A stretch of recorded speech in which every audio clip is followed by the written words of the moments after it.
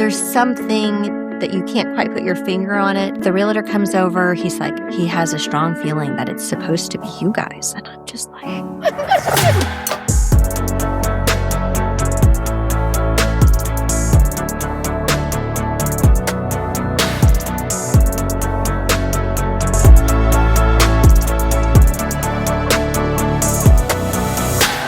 Everyone, welcome back to Insights with Marsha. My guest, Corey Nuener, is an entrepreneur, wife, mom, and co-owner of Barnhill Vineyards in Anna, Texas. Corey and her husband, Stephen, built businesses together, raised their kids with incredible intentionality, and then stepped into a completely new chapter, creating a place where people come to slow down, connect, and enjoy life. Corey, thank you so much for being here today. Thank you so much for having me. You know, I've known you a while, and when I look at your life, to me from the outside, everything looks perfect. You have 3 wonderful kids that are brilliant, smart, polite, wonderful. Stephen is an awesome husband. Y'all are both very positive people. I don't know how many, so we're going to ask you in a little bit, businesses you've started and sold, and now you're the proud owners of a vineyard. Yeah. And so I know enough from my own life that all these lives that look perfect, somewhere along the line, there's been some Goliaths in your life that brought forth the David in you. And that's a phrase I'm hanging on to for a lot of my podcasts lately, because once I had learned that, all the negative things and the crud that happened during my life that I was still like, why did that have to happen to me? I kind of looked on it with a different framework. Like, I'm glad that happened to me because I had to rise to the occasion. It brought out something in me that needed to come out to take the next step forward. So you've taken a lot of steps forward. Yes. Let's talk about some of your Goliaths. Like growing up, what was that like? Were you the model child? I bet you were. Well, I was the youngest, so I got to learn what to do and not to do, which did start me on a pathway that will lead to my first Goliath that we're going to get to, which was a really big one. But yeah, no, growing up, I grew up in Oklahoma. It was a really fun, laid-back childhood. All of my family was in the Air Force, so we were stationed there. Well, no, not really. This was the final post, and I was born there. So we were at Tinker Air Force Base, and I lived there for 10 years, and it was a wonderful childhood. It was lots of time outside, lots of time to ourselves to play with neighborhood kids and not be inside. It was a very much go outside and play life for my first 10 years, which was wonderful. That is a great way to grow up. Yes. Thank you for that really sweet introduction.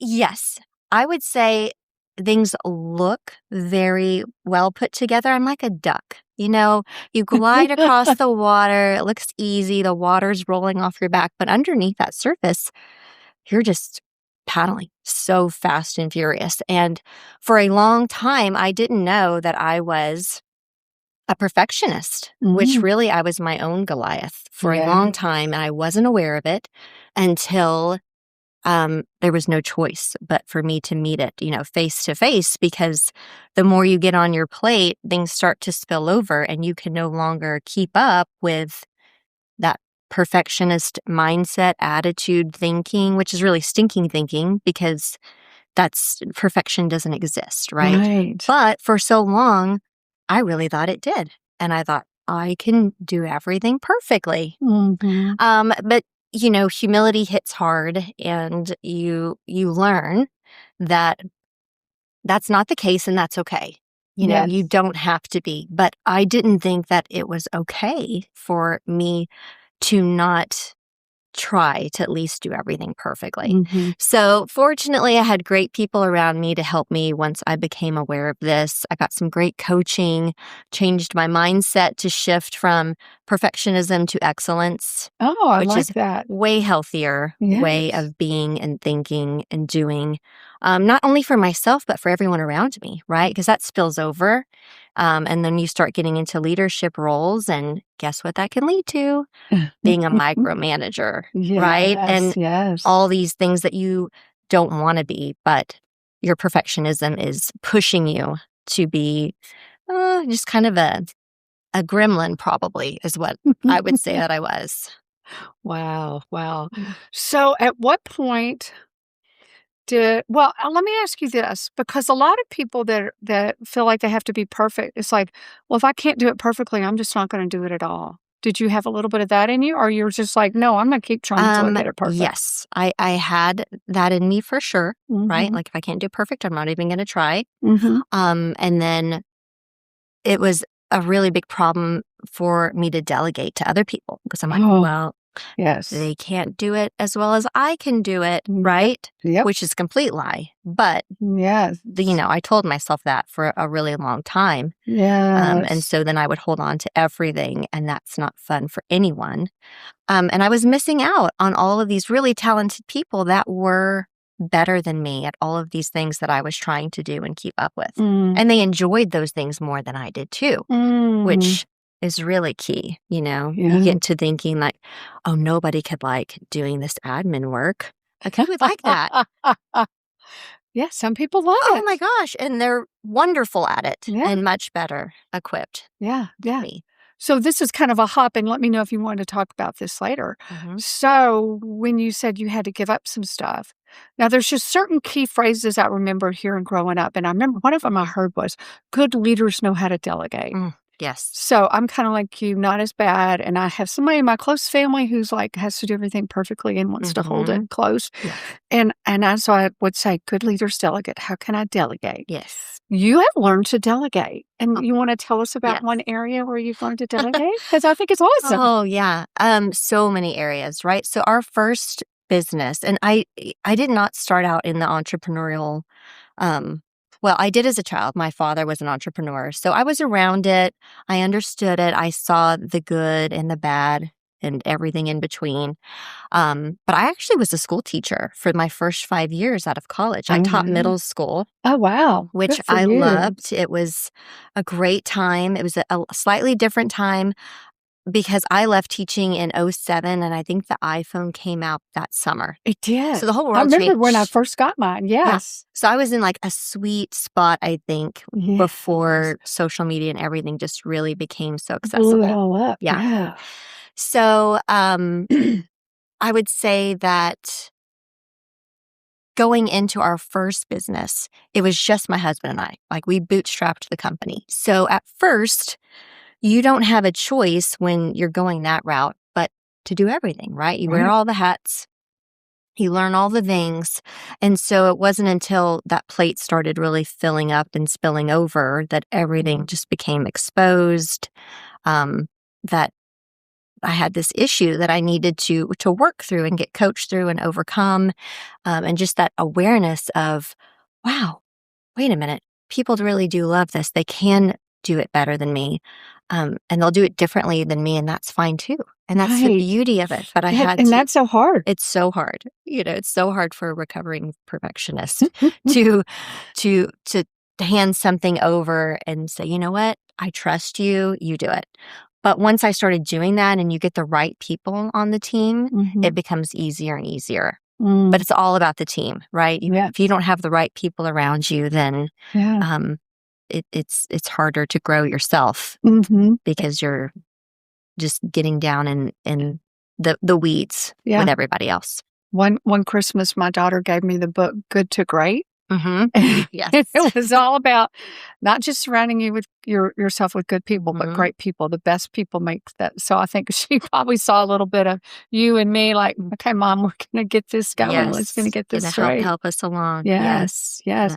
So what made y'all go into the first business? What was it? Was it Stephen? Yeah, it was Stephen. So he was in a business with his dad and another gentleman, and they were really into PEOs. If you know what PEOs are, professional employer organizations, they basically would go and broker for big companies to outsource their benefits, their insurance, a lot of HR, payroll, all of those things. Awesome. So he was really helping grow that business. Some laws changed. It changed things. His dad and business partner, they were kind of moving more into ready to take a back seat, retire. Stephen's young and is like, wait a minute, no, I want to set the world on fire. Right. So he left. He thought he was going to go to dental school, and which he did. He went back to school. He started apprenticing with a dentist in Frisco, Texas, and quickly realized he did not want to be a dentist. He wanted to own a bunch of dental offices. Smart. That's entrepreneurial brain. Yeah. Yes. So he was like, okay, I'm not meant to be a dentist. So he gravitated towards insurance because he had already dabbled in it a little bit. It's one of those industries where no one really grows up saying, man, I want to get into insurance. No. You land in it in some way, shape, or form, right? And that's what it was for him. He was listening to Dave Ramsey before Dave Ramsey became a household name. Wow. I think he was on some trucker radio station at like 2 a.m. or something. Stephen was listening to him. He was looking for endorsed local providers for insurance. Whoa. Stephen was like, I could be that in this area. He gets his insurance license. He applies for it. He gets it.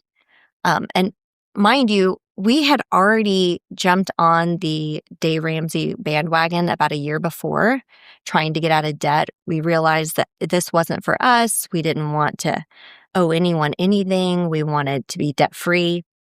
So really, the Lord just kind of merged these paths in such a unique way that only He could do to bring in a passion we already had with an opportunity. And so was birthed Alkali, our first insurance agency out of the guest bedroom of our home. I love it. And how many years later did you sell it? Oh, goodness. 12, I guess. Or no, 10. Yeah. And then I stayed on for 2 years. So my journey of it was 12 years. Wow. I love that. Now you've homeschooled, which so many more people, it seems like, do that. Or you kind of, was it the modified? Like I had a friend that homeschooled and also went to. We thought about that, and we almost did, but they're in a private Christian school. We only homeschooled during COVID, but otherwise they've been in school, and it's wonderful. We love it. It's a great community. We have people rallying around us to help our children just grow up in wisdom and just these truths that are, so from fortunate. the Bible. Yeah. It's wonderful. There's so many people in a big city that can't necessarily get the kind of tailored school they want. So that's cool. Okay. So now I want to get to the fun part. You find out about a vineyard. How did it even come up? Yeah. We were not looking for this at all. I had no idea that my husband, Stephen, would look at this commercial website just to see what listings would pop up every week. And he was doing this primarily looking at industrial properties. Because that's very in need right now in the Dallas, Texas area. And we have a lot of friends who will put deals together and we will invest in them, but we're not usually the ones, sourcing the properties or putting, the investments together. But he would just look because he's just curious and that's the way his mind works. And he would look and send, ones that he would see to friends, like to see if they were curious. And one day, this beautiful property in Anna, Texas shows up on the listing. Of course, there's a drone video aerial shot of it during prime time season where everything is so green and lush. And, he's reading the listing, very intrigued. There's a home on the property. There's a barn on the property. There's this beautiful boutique vineyard. And at the very end of the listing, the owner who was selling it gave his testimony, which was just kind of blew him away, right? Because he's used to looking at all of these other types of properties. And then there's this one-off unusual one. And it was all about like, why am I selling, right? Yes. And because he had really just gotten this concept off the ground. Wow. But he had aging parents that lived down south in Texas, really felt called home to them. Later, he went on to tell me the dream that he had that ultimately caused him to list the property. But in this testimony, it's we want to sell to a family that will keep this going so we can get back home to our family and have a similar concept down there, but be close to our aging parents. So Stephen's like, look at this. He's like, isn't this amazing? So I look at it. It's beautiful. I'm like, That's lovely, honey. That's awesome. For someone else. See, I'm honey, like, yeah. what are we doing? This is crazy. But he kept bringing it up, which this is his pattern. Whenever he has an idea, however wild it might be, if it's for business, if it's for our family, he knows kind of just how to drip. Yes, he's very good at dripping. And just kept dismissing him like, you were crazy. Yes. We have, this is like no business we've ever done. You don't even drink alcohol. Right. Like, we're going to go live out in the country. Like neither of us were raised on a farm. Like this just seems too wild. Yes. Well, after church one day, he's like, how about we just drive by there? It won't hurt. I'm like, we're just going to go drive by the property? Yes. So I map it out. Was there a realtor ready for I'm you? looking. There wasn't yet. Not yet. But I map it out. I'm like, oh my gosh. Okay. So we're going to drive 45 minutes from church to, stalk this property. And then we're going to drive, another 40 minutes out. I'm like, okay, I'll humor him. It's Sunday. What else are we going to do? So we do. And look, it was the time of year where everything was grown. So you really couldn't see anything from the street, right? Mm-hmm. Because the trees are full. I mean, it's beautiful, but we're just creeping along real slow all the way up the road. 45-minute drive to see nothing. Correct. And how old are the kids at this point?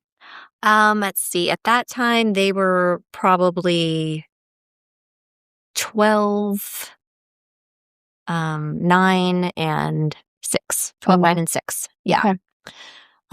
So, they're looking at it, they see the horses and thinking like, oh, wow, that's cool, and I'm like, oh my gosh, horses, I don't know how to take care of a horse, this is too wild. Like, it's a no, for me. So he keeps working on me. He's like, hey, the realtor, I found out he's going to be there showing the property to other people. So, we wouldn't be inconveniencing them if we just add an appointment. I don't know why I said yes, but I did. And we go, I'm always about humoring him. I'll listen. I'll go so far before I just continue to say no. And we get there. We meet with the realtor, just a wonderful human being, loves the Lord. Just like, I'm like, okay, God, like I'm listening. What do you have for us here? The owner's there. They take us into their home. We sit down at their island in the kitchen and just hear his whole story. It's incredible. We hear about the property, what they built it to be, what it's become. We were just on the tail end of COVID at that time. And so the business had boomed, the concept, right? Because everything was outdoor. Oh, yeah. So it became really And the hard popular. part, I say that, is done. A lot of the hard part. Right. Getting the name out there. Getting the stuff. Yeah. So it's like sounding too good to be true. For sure. It's the same, but go ahead. Yeah. Well, I'm still thinking we don't know leave what to do with horses. Yes, exactly. Like, I don't know the first thing. So we leave the house. The realtor's like, I'll meet y'all back at the barn because we had parked at the barn.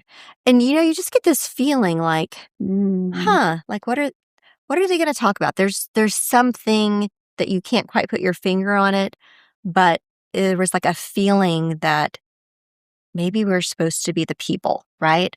So we leave, the realtor comes over, he's like, he has a strong feeling that it's supposed to be you guys. And I'm just like, we just stopped by here. Is that a realtor pitch or what? That's right. probably what you're thinking. For sure. Yeah. So I'm like, okay, that's awesome. I wish him the best of luck. I really hope that. And meanwhile, my husband's just being quiet. So we leave and he's like, what do you think? And I've been married to this man probably at that time, close to 20 years. And here I am still shocked that he is like seriously entertaining and ready to see if I'm ready to make an offer, So we go home. I think about it. He says, I just feel like we're supposed to do this. Well, I'm not proud of this moment, Marsha. But I was like, you know what? Okay, if we are, almost like I'm going to test God, right? Like, not really. No, I think that's a great idea about it. But you know what? Let's kind of like Gideon with the blanket. Yeah. Yeah. We'll put in this low offer. And if we're supposed to be the family, then maybe they'll accept it, right?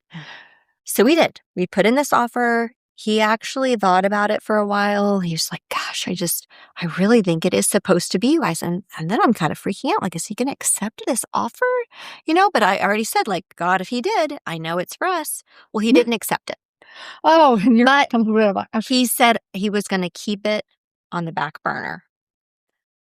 So time goes on, maybe another month. I had been praying about it, kind of feeling the nudge from God that I'm supposed to submit, because in my mind and my reasoning was I'm comfortable.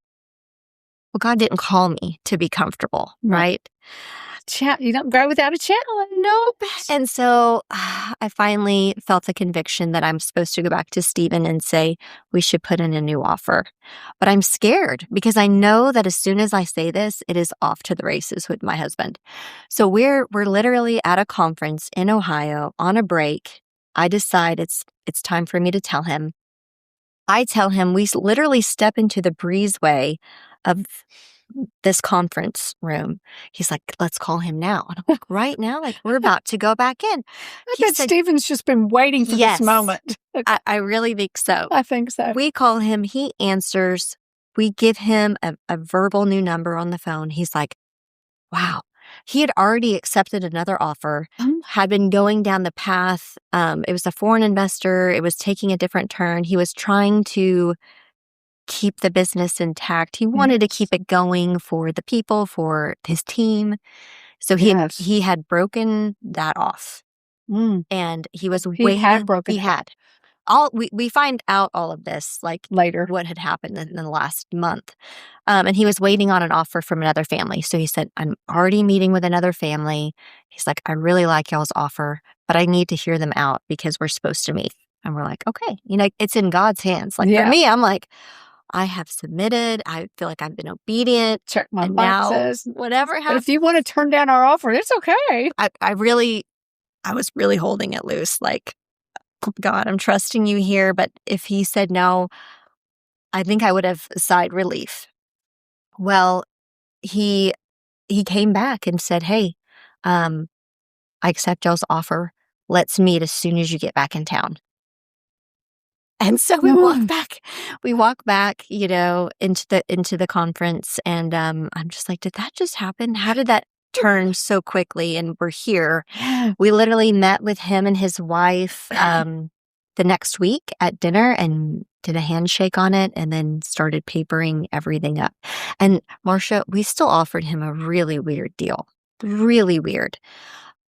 We wanted him to continue running it for 2 years while we figured out some of our other businesses and got our family moved. And he agreed to that, which is pretty unheard of. That's a lot of trust. That's especially when he's got elderly parents he's trying to get to. I mean, 2 years is a big deal to that age. Yeah. Oh my gosh. But he ran it remotely, and honestly, with me stepping in to start learning the business, right? I started getting in there and operationally, he let me do things and change things really early. Nice. So, because I didn't want it to be a lot on him and I wanted to learn. So I just took this is like tuition, for me to get in here and really understand what I'm doing before it's really mine. Yes. Yeah. Oh, well, what did the kids think when you first showed them? They were a little shocked. Our oldest was very excited. She always wanted horses. She always wanted to live in the country. She was our child every year. She's like, would you consider homeschooling me this year? Like every year, she would ask if it was on the table for consideration. And we would. Every year we would consider it. We'd look at everything. We'd weigh it. We'd pray about it. And that just never ended up being the right thing for our family. The younger two were more hesitant. They had not made a move before where our oldest had. They had just gotten new bedrooms at home. Oh, no. So it took a little bit more coaching and trying to get them more enthused about it, And it helped because they knew that I was also having to do the same for myself. Yeah. So we were all in it together with where we were at. My oldest and my husband were like, let's go. And the other three of us were like, okay, we're going to go. We're choosing it. It's going to be awesome. So let's run back to the horse for a minute. Don't you even have like rescue donkeys and stuff? We do. Now? Yeah, we work with donkey horse and rescue out of Salina. Wow. Wonderful wonderful woman, Carla Vargas, is the owner, and she just rescues these really sweet, mostly donkeys, some horses, but the donkeys and horses that were there were rescues, and we Wow. just added.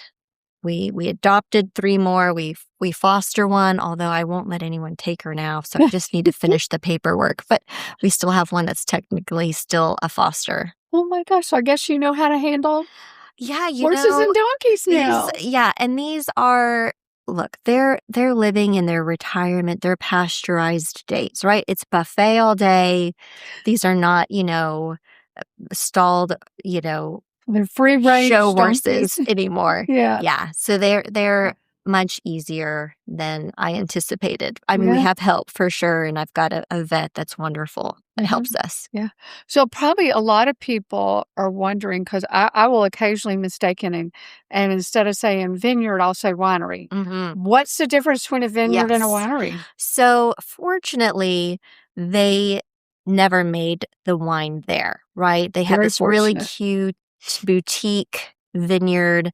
They purchase grapes from all over Texas. It is all Texas made, and they ship them to different winemakers, and they have them custom crushed, made all the way to bottling, to labeling, and then we sell it under Barnhill Vineyards. But we don't make it, and you wouldn't want me to make it because I was not great in chemistry. But y'all do have like grapevines everywhere. We do. Yeah. It's not near enough and not near enough varieties, but it's a little bit more, I would say, for show. We have made wine and we do make wine from it, but it is a tiny portion of the whole supply. So I'm a person watching this today, and I'm in the DFW area. Tell me what's going to happen when I come to see y'all. Oh, okay. Well, when you come to see us, so we are mostly like an event venue to the public. So you can find us on Eventbrite or our website, barnhillvineyards.com. We host wonderful tribute and cover bands. So when you're getting your ticket what type of music you're going to get to hear. We partner with food trucks so that you can get food. But we also let people bring in their own snacks. So they'll bring like a little cooler with non-alcoholic drinks or their little charcuterie boards. They bring their chairs in. I mean, it's really a choose your own adventure when you come. You can bring your stuff. You find your place most of the time on the lawn. We try to be outside whenever we can be, but certain times of the year with the weather, we'll be inside the barn. But some people still choose to sit outside. This time of year, they'll rent a fire pit or a propane heater from us, and they'll still sit outside even if the band is inside and they can hear it, but have conversation or make their s'mores and under the big Texas sky. I mean, it's beautiful out there. You come and you just feel, we want people just to feel free and relaxed and feel loved on. I mean, I really believe, I don't know what preacher said it, but he said, preach the gospel at all times and when necessary, use words. We really, when we're planning every week, our team is wanting to love on people and them not even know what is happening, right? But like from our security that greets people to park them, to our check-in person, to our bartenders, to folks walking around, most of these people love the Lord. Even our security, when they're not at Barnhill, they're security at all the big churches in the Metroplex. Wow. So a lot of these men and women know and love the Lord too. And, we feel like we get to be a little bit sneaky about our loving on people and shining light. Yes. So you have some F's, some faith and freedom, and tell us about that. I love that. Yeah, I said that in an interview with the Dallas Observer one time, Because because I was you hear it a lot more right back. Yes. So we do have a lot of F's. Freedom, we're really big on before every concert, we recognize our military men and women, Cool. oftentimes our first responders too, and we sing the national anthem before the band kicks off. Love it. So we're all about freedom. We give 10% off too if you have your military ID at the bar. Faith, a lot of times we'll share a little bit, just that we feel like God called us here and that this is meant to be shared, and that we oftentimes will say Jesus is the greatest winemaker of all times, Yes. But, no matter how people feel about that or where they are with that, we really just want them to come and have fun and feel loved, and not when they leave just with a memory and a good feeling of, wow, that was time well spent. And I feel refreshed and, ready to go, back to work or whatever it is that they're doing the next day. And I know whenever I look at all the pictures on your website, I'm just like, that looks like so much fun. Just out under the stars. You got your lawn chairs and, I love outdoor concerts, but when you go to the Arboretum or something, there's just so many people. Yes. And it's almost like you're just dodging everybody. But this just looks more relaxed, plenty of room. It is. To spread out, have your own little party. Like you said, the s'mores. And in doesn't fact, get any better. People get upset when we sell out because they're like, what do you mean you sell out? Like, oh my y'all gosh. have all this space. I'm like, yes, but we cap it because we want everyone's experience to be good. We don't want you waiting in line after line, like a line to get in the parking lot, a line to check in, a line at the bar. You're going to a little bit because that's just part of it. But we want it to feel different than everywhere else you go, because everywhere else you go, we have an expectation, but you get there, and how often are you disappointed when it's not really measuring up to what you had built up in your mind about it being more quaint or just more fun or nicer. So we really, we cap it because it's important to us that everyone has a great time. A good experience. Yeah. And I love it too, because I look at all the tribute bands, and it's like, I know what to expect. So people need to go online and get their tickets first. And isn't most Friday and Saturday nights, y'all have somebody? Most. Right now, we just reopened because we're closed half of December, except for New Year's Eve. We have a really big, fun New Year's Eve bash. In January, we're mostly closed. So we're only open Saturday nights right now. But right after spring break, we reopen fully. Friday nights, Saturday daytime wine tastings, and then our Saturday night concerts too. Cool. Yeah. So what have you learned about what David has come out about you now running a business like this? Oh, gosh. Because, running an insurance business is a big deal, but you've got to have put on some new strengths. Yes. This is different because it is evenings and weekends, which has been good point. Such a shift from what we were doing before. So the first year that it was officially ours, I call that the year of, we crawled. We were crawling.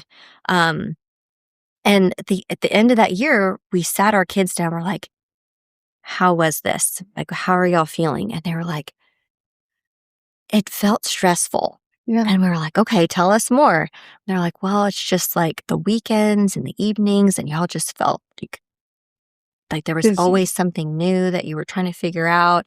And so we really took that to heart, and we try to just be at 50% of the events now. And sometimes we'll just go and kick off and welcome people, and then we leave and we go do our normal things with the family. Good. So just finding that balance with it being nights and weekends has been a challenge, Totally. Yes. Just during this season, especially with us still having kids at home. Eventually, when they're gone, we're going to love it. We're going to have our Friday, Saturday night plans like every night, Yes. And I think another thing that really surprised me was that people want to know the owners. I never thought of that before. It just didn't even cross my mind. I prefer to be in the background. I can't be with this business as much because it's small. We're, doing Facebook Lives and all of these things that I'm just like, is there someone else that can do this? But no, right now it's me. And people do want to meet us. And not because we're famous or anything, but it's just like, you want to know, like, that hometown feeling of who are these people that live in the house that I can see while I'm sitting here enjoying my wine and watching a concert. Yes. It is unusual. And I guess, maybe I'd want to know that too if I put myself in their shoes. We used, where we used to live, Mexican restaurant Desperados was right around the corner, and we knew the owners. And there's just something about, knowing them, and they stop by and you say hi. It just gives you a better attachment or feeling part of a community with that. So, so important. So important. It's not about, look at me. It's about, they go, I feel connected. Yes. It's all about the connection. This is not just a place I go to. It's a place where I feel more like family. Yeah. It's like cheers. So important. You know? So I love that y'all do that. And there's a restaurant or two that I go, I'll say to my friend, that guy over there is the owner, but he's never stopped by the table and talked. I just know he is. I was like, no, that's not smart business. Yeah. At all. Yeah. So I've had to build that muscle of not wanting, to be in the forefront. Yes. So what's it like when y'all need to harvest the grapes? Oh gosh. Okay. Well, funny story because pruning started this week, right? We've got to prune them to get them ready to bud for spring, which that's a whole thing. And so our kids were off school Monday for President's Day. They're out there working. My oldest is running in the house. There's blood coming down her hand. I'm on the phone. I'm like, I'm going to have to call you back. She had closed the shears on her finger. Ouch. So we spent the day in the urgent care, talking about handling shears 101. But ouch. It's such a really neat opportunity, though, for our kids to learn the whole process from start to finish of planting and then pruning and then the harvesting part. That is more fun, right? Because you're getting the product, you know? And we did a grape stomp, just a private one this last year because we wanted to try it out for ourselves, like the Lucy Ethel experience, you know? And that was fun. Yeah. We got a bunch of volunteers from their school, and they helped us, get it all harvested, and we let people get in the big tank and just stomp it down. And this year, we're going to attempt to do a daytime event where we would sell tickets for people to be able to get to come and do that and leave with a T-shirt and some wine. I love it. Themselves. I love it. Yeah, I'm excited. Speaking of all this, I realize you like the Enneagram like I like the Enneagram. And I think it's so fun to compare. So your number, we were saying, is a 7. A 7. An enthusiast. The enthusiast. Yeah. And the enthusiast, if any of y'all don't know, is just the one like, life is a party. Let's have fun. Let's try jumping out of that airplane or whatever. That sounds good. And that's probably just what it took. Yes. For you to be the one to do this and the one to be, it sounds like more in charge on a day-to-day, or is Stephen just as much in charge on a day-to-day? No, he's not. Well, he's busy with, oh, that's right.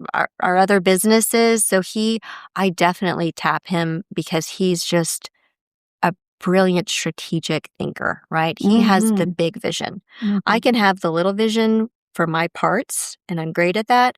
But when we're looking aerial shot or way out into the future, I really need to tap him for help. And so he, will come in after a meeting, and I'll show him like, okay, here's the things that I really need you on. And he helps with those, and he helps at the events. He goes around and meets people, helps light fire pits. Does the kickoff with me. But the day-to-day, he wouldn't even be able to tell you. We did a Facebook Live the other day, and he couldn't even read the label of what the wine even was because he doesn't know. He's just like, I trust you. I know you're making good selections, and people love it. So. But it's just so fascinating. When you told me you were 7, I thought, that's just perfect. And so much of life is so much funner. Why I love the Enneagram is you start to understand yourself. When you understand yourself, you can start to understand your needs and your wants. And then you can start to understand your purpose. And your purpose is going to drive your passion. If you could define it, what would you say you feel like your purpose in life is? The Lord has equipped me to be a helper. I am a really good helper and supporter. So when my husband has the harebrained idea, like a vineyard? Yes, like Vineyard, any of his businesses, and he's way out here, I'm like, great, I know how to help you. I can come in behind you, and I can handle the details that he doesn't want to even have to think about. He doesn't even want to know. And I can't help but know and think about those things. So we really work well in that way together. And not being, adverse to risk, being the enthusiast is really helpful when you have someone who is a serial entrepreneur. They just can't help themselves. Because that is they can't help themselves. I love that. Yeah. So true. He gets very excited. So you're more of the micro and he's the macro. Mhm. And that just works great together. It does. Okay. So I have a few kind of little quick questions for you. Mhm. What advice would you give your younger self? Oh, gosh. Probably to look for more ways to be involved at a younger age, like join more clubs, take more risks younger. I waited till college to really get involved and try for things. Maybe it was that perfectionism I didn't know so early. Maybe it was just I was just being a kid. I don't know, but I think having 3 kids and seeing how much they're growing by being in the roles that they are and trying out for the things that they are, I would tell myself to take more risks and try out for more things. Yeah. And I think the more the years pass, there's more for kids to get involved in. Oh, yeah. When I was a kid, Sure. there was, in 4th grade, you could play baseball. Right. There weren't all these teams, When I was know. in high school, it was the first time I've heard of a soccer team. Yeah. My 4-year-old well, now she's 5, but at 4 or maybe even 3, she's playing soccer. So there's just, so maybe part of it is we just haven't had as much available as we do now. That's true. Any books, skills, or habits that have helped you be where you are today? Gosh, I love books. I mean, once Audible came out, that was just, but it can be bad for an enthusiast, right? Because you can have 5, 10 books going at once, just depending on your mood. What do I need to hear today? Yeah. Definitely all of the books that related to EOS. EOS is entrepreneurial operating system. So there's like traction and rocket fuel that really help someone like me who's in operations. The 1 Minute Manager, which is all about getting the monkey off your back and not taking monkeys that aren't yours, because I can do that. Me too. I'll have to go, is this my burden to carry or not? Yes. I'm like, because I want to carry them all. I just left and these aren't mine, Yes.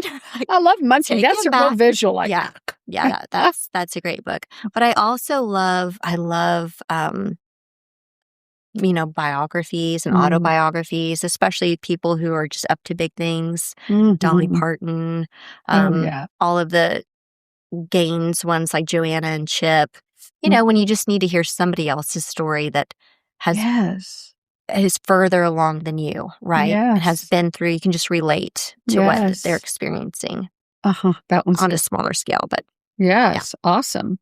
What are you most proud of at this time? Oh, what am I most proud of? Wow. I'm going to say my marriage and my family. We really, it's not perfect, but we are very intentional with making sure that we're filling in the calendar to take care of the health of our marriage and our family first, with all of the other things going on, which is not easy to do. It's easy just to let everything else run you. And we have been very thoughtful and put the work in to make sure that doesn't happen. And it has paid off because we're a very close family. Our oldest is about to leave for college, and I have no doubts that she is going to FaceTime her siblings and come home often because she wants to be a part of their lives because they're best friends. And it's really sweet. I love it. Yes, that's awesome. What are some of the things you're most grateful for? Oh, wow.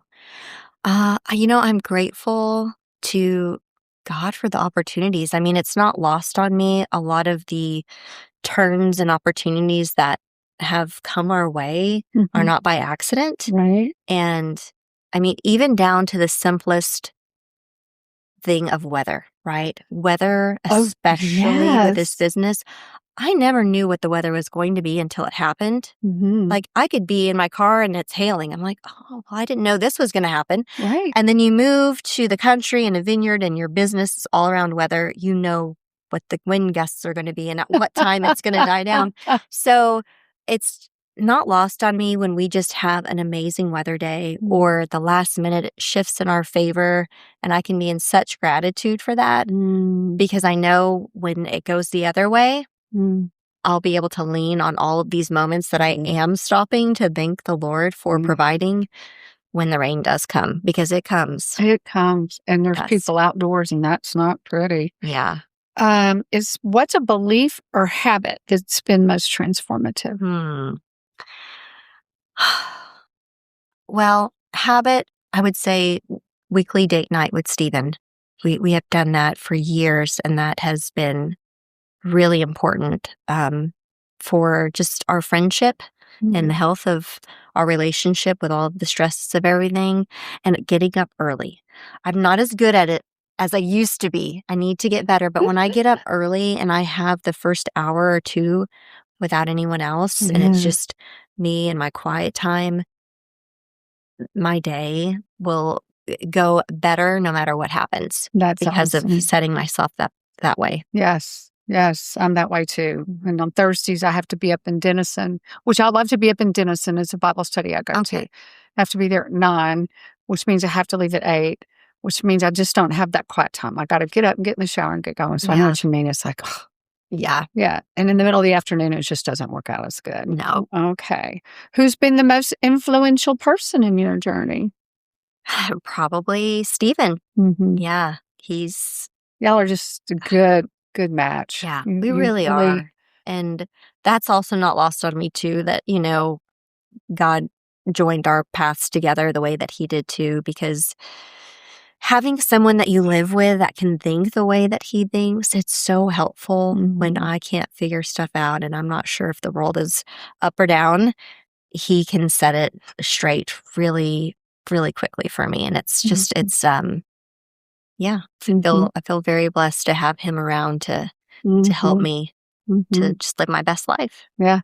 And for all of y'all that are listening, Stephen's going to be on here too. We're going to find out all the fun stuff he's been doing. And what projects do you have in mind now? Not that you need any. Right. Well, on the vineyard front, we're definitely going to work on that wine stopping experience. Yes. Probably look for some more daytime things to do as well. So if you have any ideas of things that you would like to do, let me know because we're looking for those. We're unique in that most of our events are 16 and up. So it's really just kind of a nice date experience, adult night out. So there's endless possibilities, and we're playing around with some ideas of things to do later this year that I think are going to be a lot of fun. That sounds good. And if somebody watching this feels stirred that they want to start something, but most people don't start something because of fear, like what if it doesn't work? What would you like to say to inspire them? Oh, don't overthink it.